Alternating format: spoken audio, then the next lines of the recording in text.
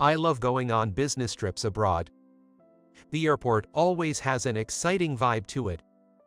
Ever since I was a student, I've loved traveling, so I chose a job where I would get to travel frequently.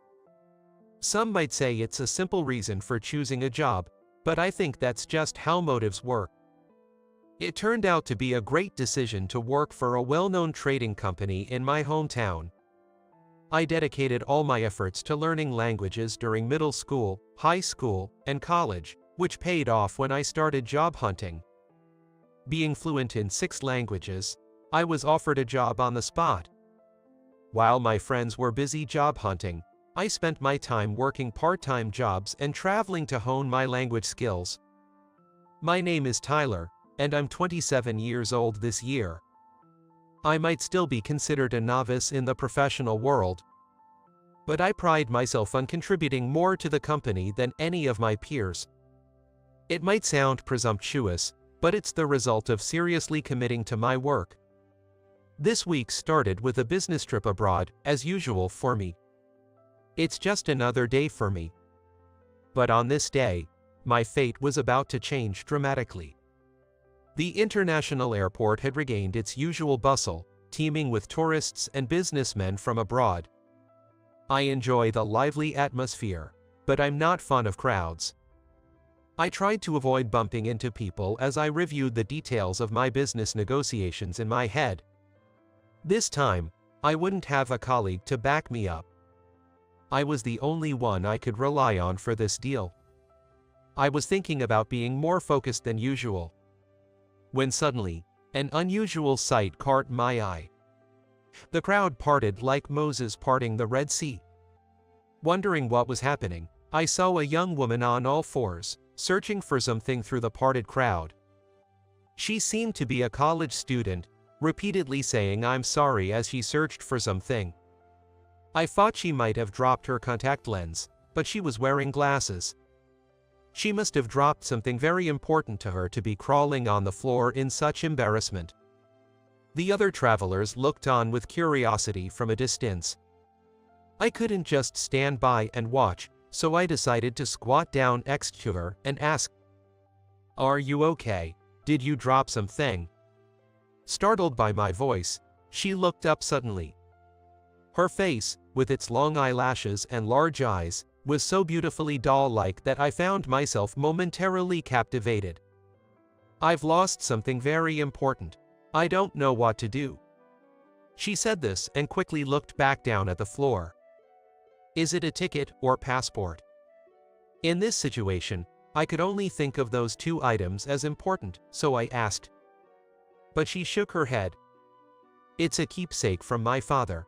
I always wear it, but the leather of the choker it was on must have broken without me noticing," she said, touching her neck slightly. "It must be something like a pendant that was his keepsake." Once I heard it was a keepsake from her father, I couldn't just walk away. It's the same for me. My father had left when I was born, and my mother raised me by herself. She passed away the year I got my job. I always carry her watch, her keepsake. Without it, I feel like everything goes wrong. It's a white stone about this size," she explained, making a circle with her thumb and forefinger. "I'll help you look. We'll definitely find it, don't worry," I said, smiling at her. Please don't call my words irresponsible. I was determined to find it, and you have to have that kind of attitude if you want to find something lost.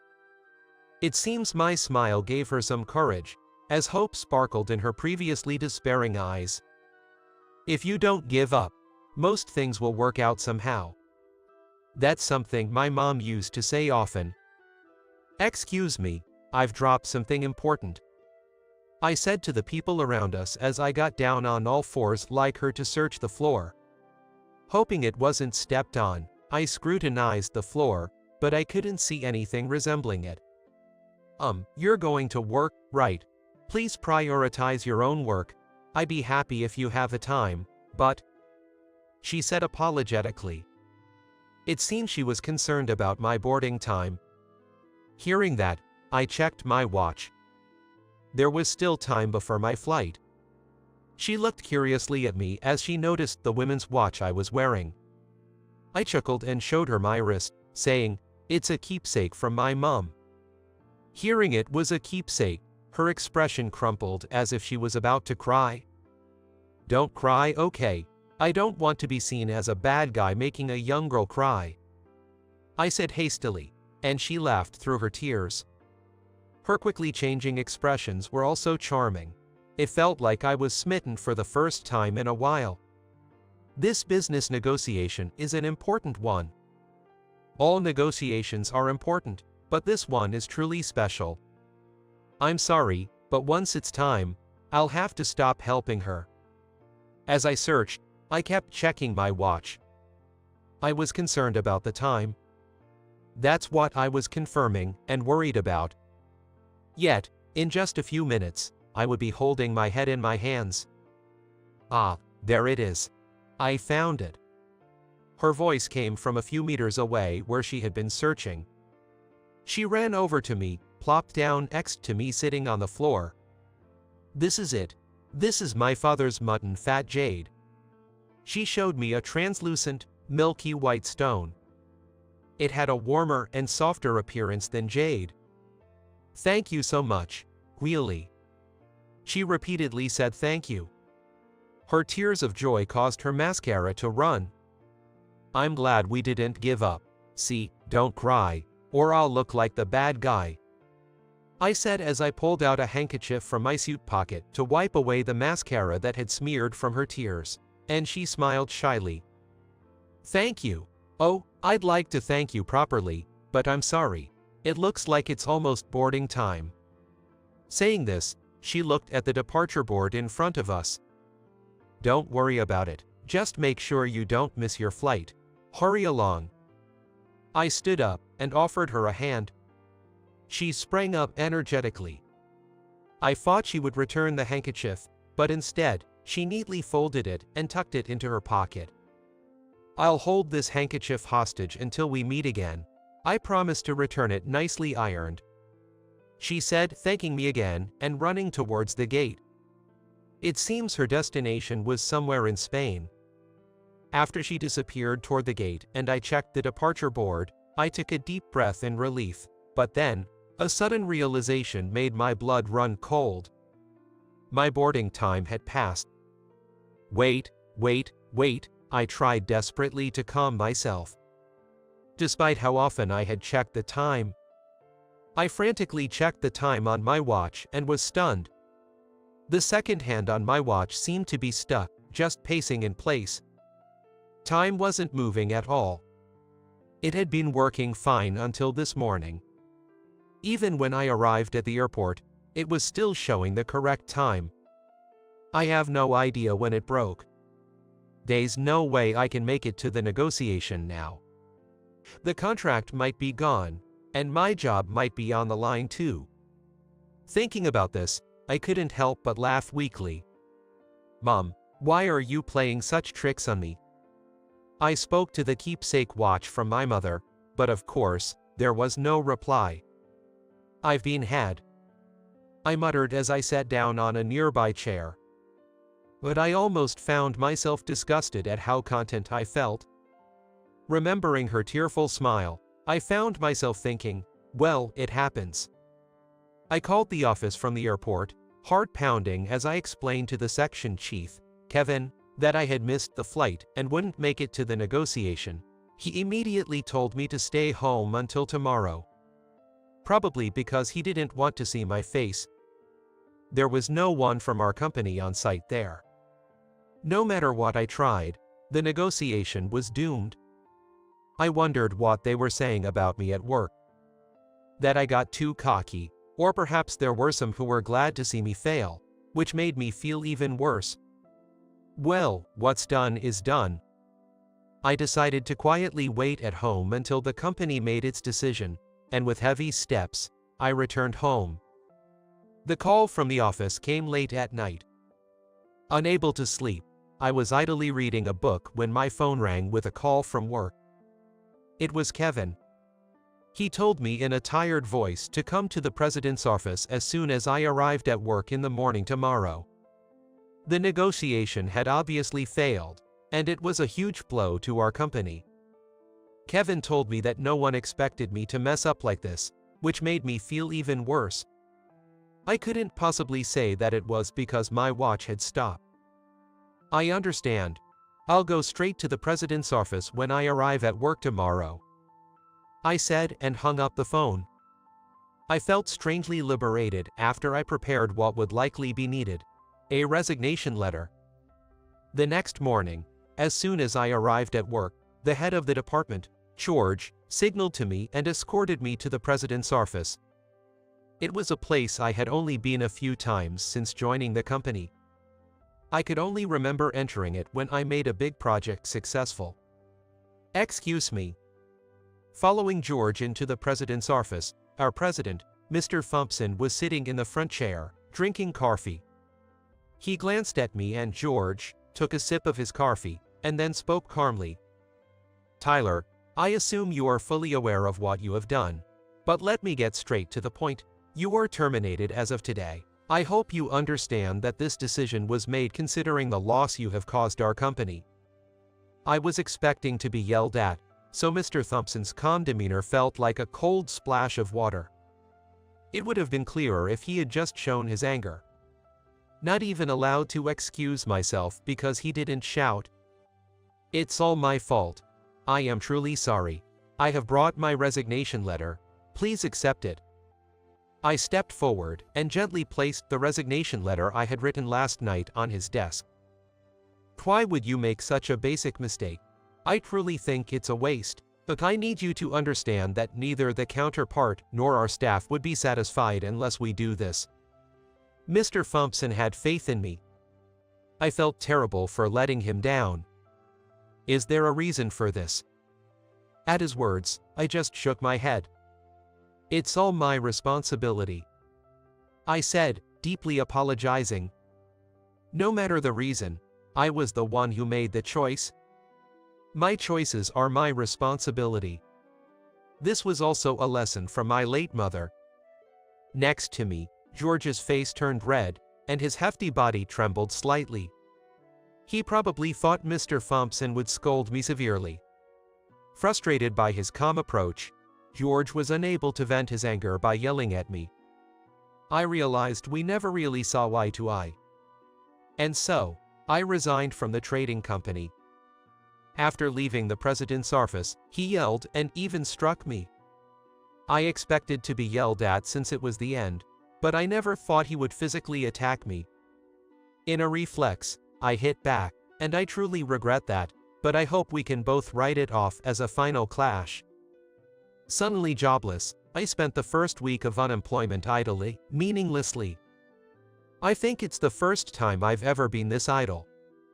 Wanting to support my mother, who raised me alone, I had devoted my student days to studying and working part-time. I had no time to waste. Maybe this is some sort of vacation given by God. Thinking this, I looked out the window.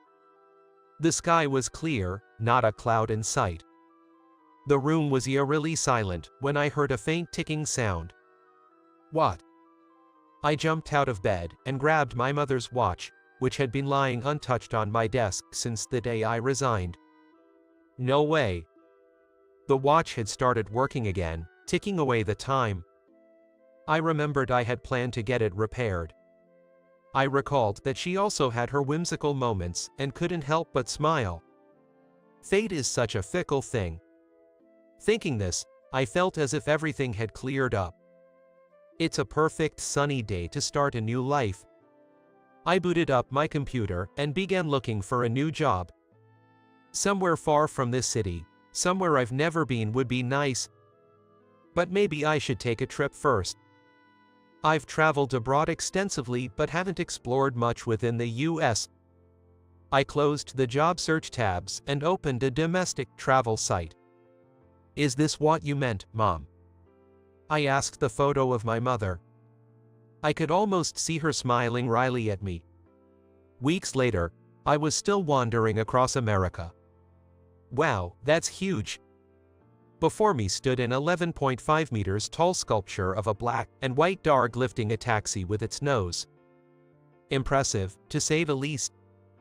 More sacred than cute, it was a curious sight. The dog sculpture in front of a children's hospital. I had seen it in a magazine and had wanted to see it with my own eyes. With few people around, I stood in silence facing the black and white dog, feeling a sense of tranquility. My heart was calm, completely serene. I suddenly remembered the white handkerchief I gave to that girl at the airport that day. I wonder how she is doing now. As I recalled, I started to become curious. Maybe it's time to wrap up this journey. I tried speaking to the dog in front of me. Of course, the black and white dog didn't answer. But I felt as if it had given me a push. A few days later, I was attending a job interview. The day I saw the black and white dog, I returned home and immediately began the process of canceling my apartment lease and started preparing to move. Not in this city, but to a new one. I decided to throw away all the old things. It was time for a fresh start. This was my third interview. It was with a small trading company located near the harbor. They dealt in antique goods and tea. It was a bit old, but they had their office in their own building where the interview was conducted. When I informed the receptionist about my interview, a friendly receptionist immediately guided me to the president's office. The vibe inside the company was lively, and everyone casually greeted me, a stranger, which felt nice. It seemed like a very open and communicative company. "Mr. Johnson, the candidate for the interview has arrived."